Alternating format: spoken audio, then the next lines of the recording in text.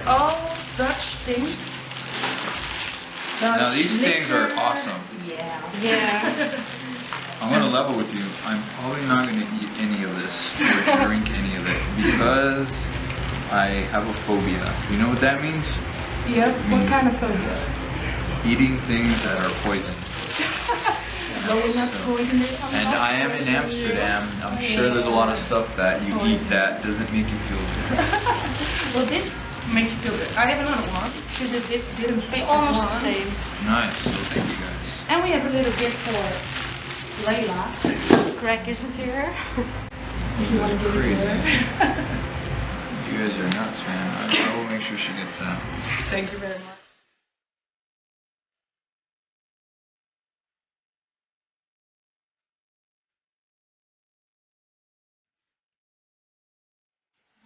About being in Holland again in Amsterdam? Well, like I said, I got phobias, and I particularly don't like being around Amsterdam. I had too many bad experiences with weed and marijuana.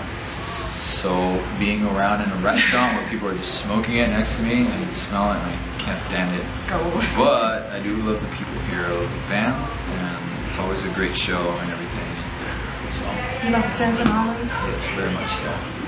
Probably because they're all high and they're just like having a good time. What do you like the most about Holland? I don't know.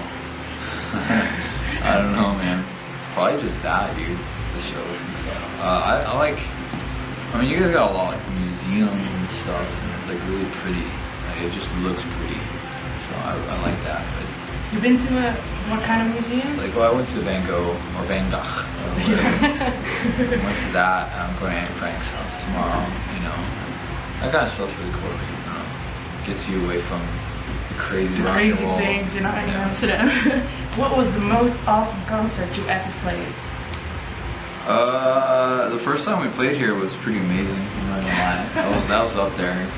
Girls like fainting and that whole thing was amazing. I don't know. There's been a lot of them. There's been a lot of really memorable ones. We played Sydney, Australia, and there was like probably like 30 or 40,000 people watching. And that was just like incredible.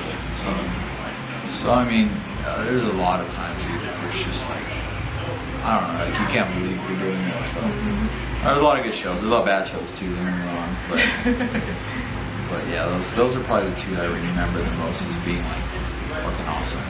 And what is the most craziest thing a fan ever did for you? I don't know, brought me one of these fucking. What is this? I don't know, man. There's some weird fans. You know, there's been girls who come up to the band with their boyfriends, and their boyfriends are like, "Hey, man, my girl really likes you. She wants to, you know." And I'm like, "You're fucking weird, man. Go away." You know? But you know, there's been stuff like that, and there's a lot of them bring gifts too, you know. And there's been a lot of stuff. I don't know. One thing that pops out.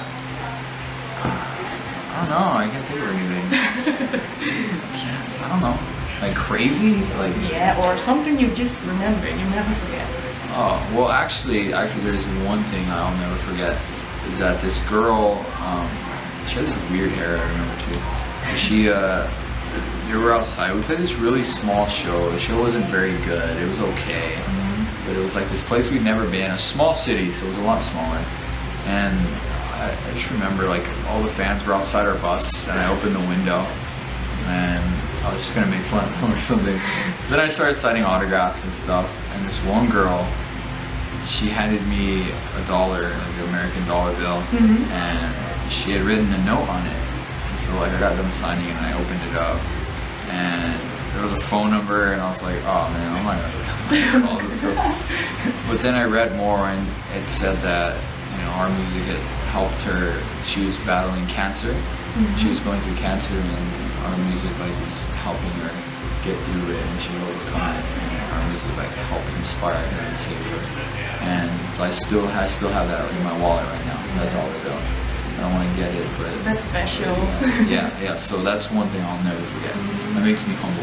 Yeah. And think about, talking about something very different. If you win $1 million, but you have to give it to charity, where would you give it? Oh Or my what would God. you do with the money?